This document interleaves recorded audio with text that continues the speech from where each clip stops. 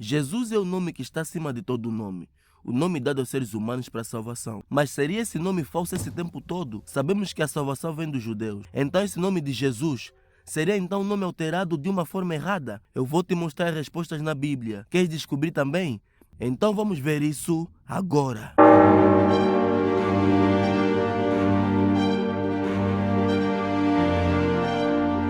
Devemos verificar se esse nome Jesus é falso. E quando digo falso, quero dizer se a Bíblia aprova ou não. Então, para podermos fazer esta análise, precisamos nos focar em duas questões importantes. Primeiro, no Antigo Testamento, vendo o livro de Mateus, onde termina o Antigo Testamento. E veremos o seu nome em hebraico. O segundo ponto, vamos verificar o Novo Testamento. Como Deus trata com as nações, já que falam outras línguas. E vamos ver exemplos práticos na Bíblia. Vamos ver a língua grega e como ficou o nome agora que está nas nações. Então, verificando esses pontos, vamos ver se realmente a Bíblia aprova ou não este nome. O nome Mateus tem origem hebraica, a partir de Matiá, que chegou até a língua portuguesa através do latim Mataus. Os significados do nome Mateus são dom de Deus, presente de Deus ou dádiva de Deus. Mateus foi um dos discípulos de Jesus com menos destaque, mas ainda assim de extrema importância, pois ele representava a palavra pura. Então devemos começar com a tradução hebraica e com este discípulo, pois foi no livro de Mateus onde está registrado o nascimento do Senhor Jesus e ele começou a ser chamado pelo seu nome. Podemos ver o livro de Mateus falando do nascimento do Salvador. E dará à luz um filho, e chamarás o seu nome Yehoshua, que é Jesus, porque ele salvará o povo dos seus pecados. A história do nome Jesus começa com o hebraico Yehoshua, que em português é a mesma coisa que Josué.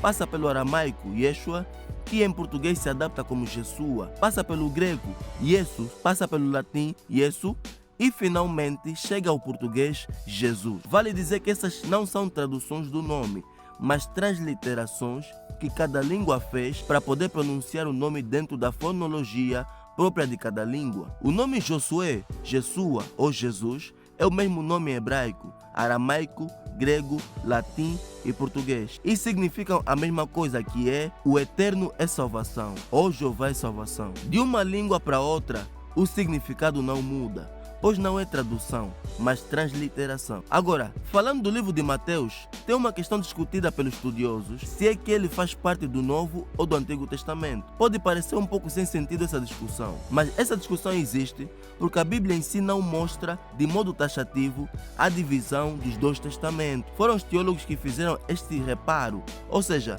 não tem uma passagem que diz que o Antigo Testamento termina aqui e o Novo Testamento começa aqui. Mas nós podemos analisar isso com base na própria Bíblia, para poder determinar onde termina o Antigo Testamento e onde começa o Novo. Mas como podemos verificar isso? Muito simples. Temos que ver qual é o sinal dado para determinar o fim da antiga aliança. Para isso precisamos saber o que é essa aliança ou esse testamento e como podemos distinguir as duas. A primeira aliança ou o Antigo Testamento fala da aliança que Deus fez com nosso pai Abraão. Tanto o Antigo como o Novo Testamento, tudo fala da aliança que Deus fez com Abraão. A diferença com as duas está no tipo de aliança, sendo uma carnal e a outra espiritual. A partir dessa aliança, Deus formou a bendita nação de Israel, que tinha o Deus verdadeiro, mas tomou vários caminhos contrários ao do Eterno.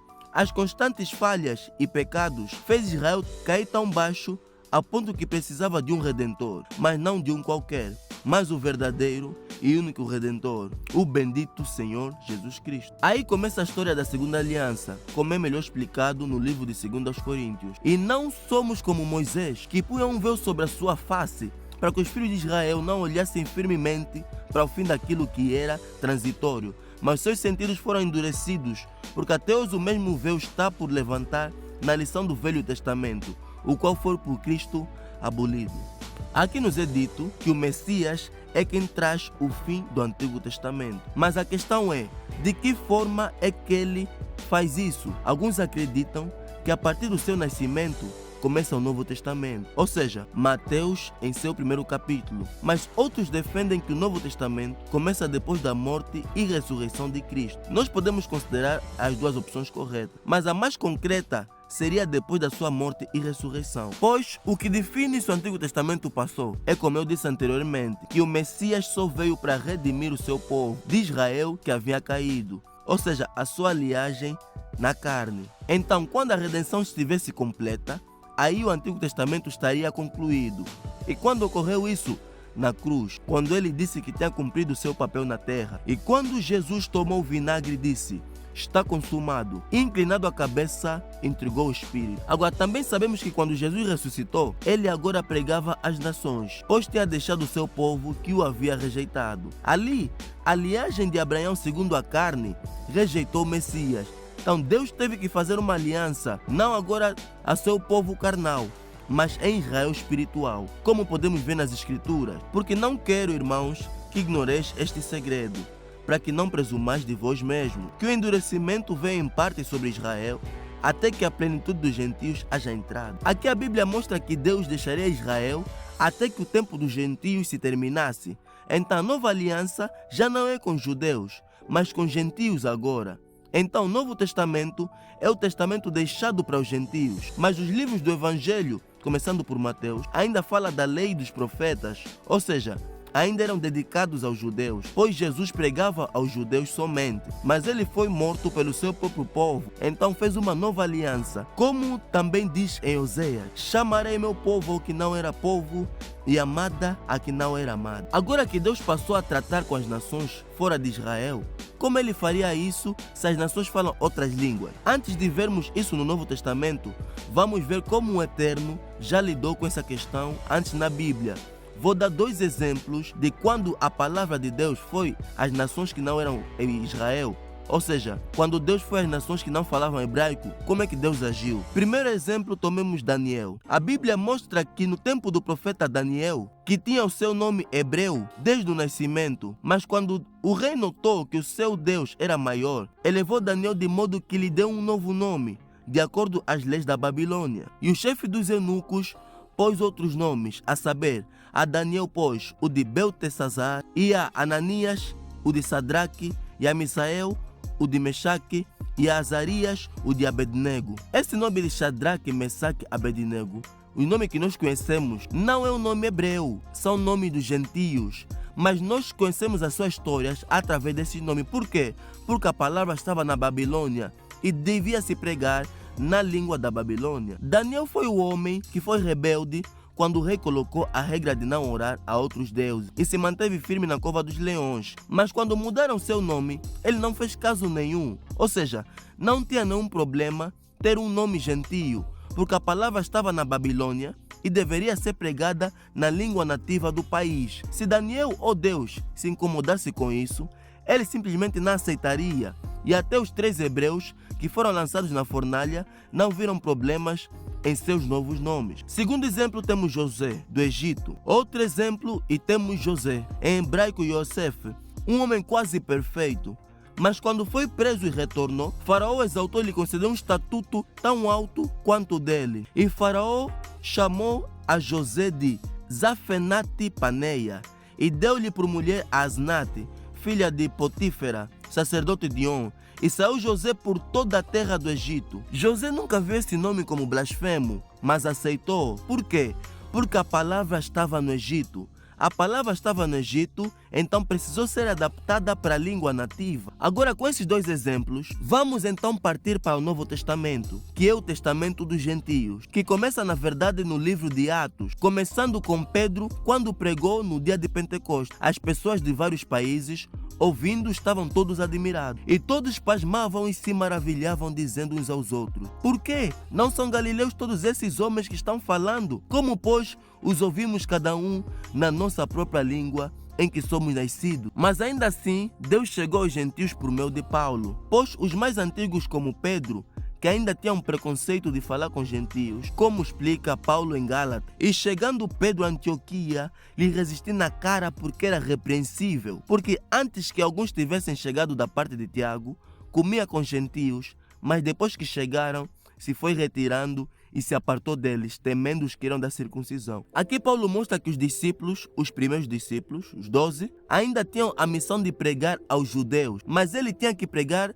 aos gentios, como ele explica em Gálatas. Antes, pelo contrário, quando viram que o evangelho da incircuncisão me estava confiado, como a Pedro o da circuncisão. Circuncisão aqui trata das pessoas que creem no Antigo Testamento. Ou seja, Deus confiou os judeus a Pedro e os gentios a Paulo, pois Disse-lhe, porém, o Senhor: vai, porque este é para mim um vaso escolhido, para levar o meu nome diante dos gentios e dos reis e dos filhos de Israel. Então, a nova aliança em si começou com Paulo. Agora, Paulo deveria pregar aos gentios, mas os gentios não falavam hebraico.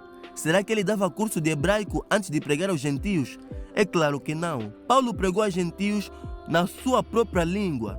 Pois, como ele diz, e fiz-me judeu para os judeus, para ganhar os judeus, para os que estão debaixo da lei, como se estivesse debaixo da lei, para ganhar os que estão debaixo da lei, para os que estão sem lei, como se estivesse sem lei, não estando sem lei para com Deus, mas debaixo da lei de Cristo, para ganhar os que estão sem lei. Aos romanos pregou em latim, aos gregos pregou em grego. Agora, se na Bíblia Deus nunca se preocupou quando foram mudados os nomes de seus filhos nas nações, como Daniel e José, por que se incomodaria agora?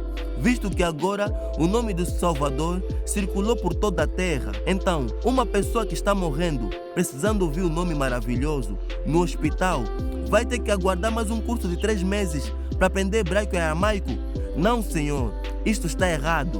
Deus adapta o seu nome às nações, pois, como disse antes, não muda a essência do nome, pois permanece o mesmo significado, mas muda a pronúncia para se adaptar à nação que se encontra a palavra. Paulo pregou Yesu em romano para os romanos, pregou Yeshua em grego para os gregos. Martinho Lutero pregou Cristo em alemão para salvar os alemãos.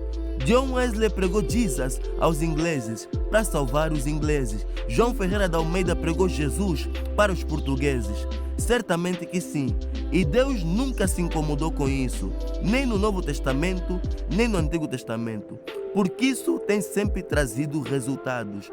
Porque a palavra de Deus deve ser pregada em todas as nações e virá o fim. Viria você pregar aqui em África, onde eu estou, aos nativos africanos, nas aldeias que nem sabem ler nem escrever, que nem sabem qual sua mão direita nem esquerda, pregando em hebraico?